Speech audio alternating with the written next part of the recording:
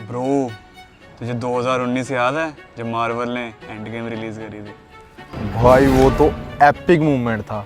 मतलब सारे ही super hero एक ही जगह पे एक ही फाइट में, एक ही फ्रेम में। मतलब मार्वल ने एक बढ़िया मूवी चूज करी थी इस इन्फिनिटी सागा को एंड करने के लिए। मतलब ऐसे कल्चरल इवेंट्स वाले मूवी में तो काम करने फिल्म मेकर का सपना होता है। Rarely do you get an opportunity as a filmmaker to work on movies that are cultural events like this. सही बात है यार।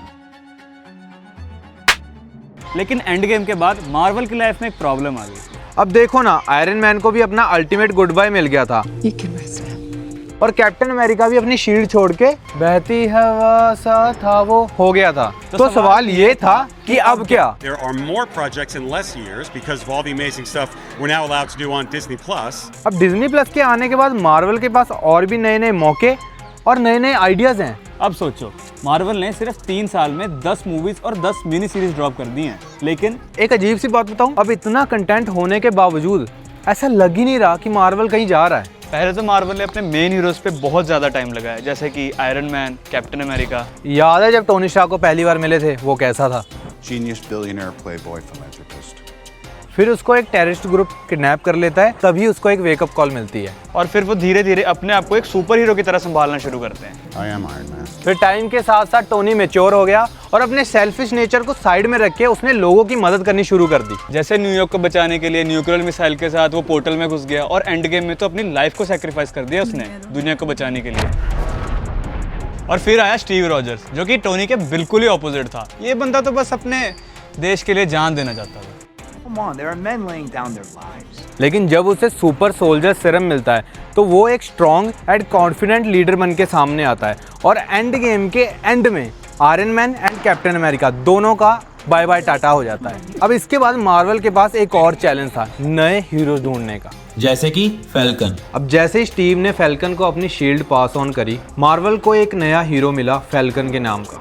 Falcon and the winter soldier में हमें उसकी बैक स्टोरी देखने को मिलती है और उसकी फैमिली को जानने का थोड़ा मौका मिलता है। लेकिन सीरीज में ज्यादा फोकस स्टीव पर ही करा गया कि स्टीव कितना ग्रेट था। Steve represented the best in all of us. Steve did not put you in jail. But there has never been another Steve Rogers, has there? पूरी सीरीज में स्टीव की legacy को इतना एम्फसाइज करा गया कि जब फैल्कन ने शील्ड एक्सेप्ट करी तो उतना इम्पैक्ट ही नहीं आया उस मोमेंट में। और दूसरी तरफ स्टीव और आयरन मैन को एक वेकअप कॉल मिली थी जो फैल्कन में आई गेस मिस हो गया। उसको एक डिसीजन के चलते कैप्टन अमेरिका बना दिया गया, वो भी बिना किसी स्ट्रगल के। अब शैंग-ची का एग्जांपल लो। मूवी के हिसाब से वो हीरो है, अपने बाप से लड़ता है और विलेज को बचाता है। लेकिन एमसीयू के बाकी कैरेक्टर्स के साथ वो कितना कनेक्टेड है?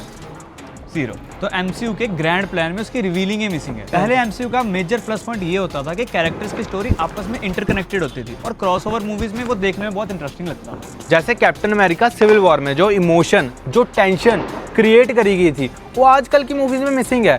कोई भी हीरो कहीं भी जा रहा है, किसी का कोई आपस में कनेक्शन नहीं है, लगता है ये एक यूनिवर्स के है ही नहीं और विलन को बहुत ज़्यादा इंपॉर्टेंट रोल दिया गया है। अब थैनोस को ही देख लो, उसको अवेंजर में इंट्रोड्यूस करके और मूवीज में घसीट के एंड गेम में एंड करा गया। लेकिन अब आपने सुना होगा डॉक्टर डूम के बारे में, उसकी अगले साल मूवी आने वाली है लेकिन अभी तक उसको इंट्रोड्यूस ही नहीं करा गया। तो बिल्डअप देख रहे हो कितना कम है। और जैसे कि मैंने कहा था हीरोज का आपस में कनेक्शन नहीं है, वैसे ही इस विलन का लगता नहीं है किसी के साथ कोई कनेक्शन है। अब सवाल ये है कि क्या मार्वल फिर से वो पावरफुल मूवमेंट्स क्रिएट कर पाएगा, या फिर हर नई मूवी रिलीज होने के बाद हमें एक ही सवाल पूछेंगे, ये मार्वल की मूवी है?